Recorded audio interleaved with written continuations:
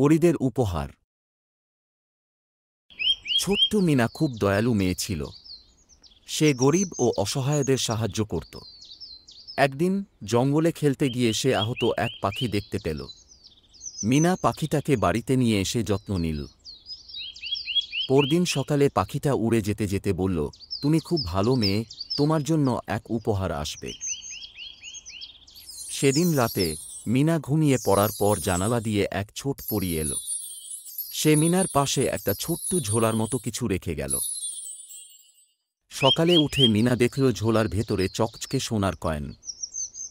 সে খুশি হলেও সব কয়েন নিজের জন্য রাখল না। সে গরিবদের খাবার ও পোশাক কিনে দিল। পরীরা দেখে খুব খুশি হল। তারা ঠিক করল, মিনা যত ভালো কাজ করবে ততই সে উপহার পাবে। তাহলে আজকে আমরা এই গল্প থেকে শিখলাম, ভালো কাজের ফল সব সময় ভালো হয়।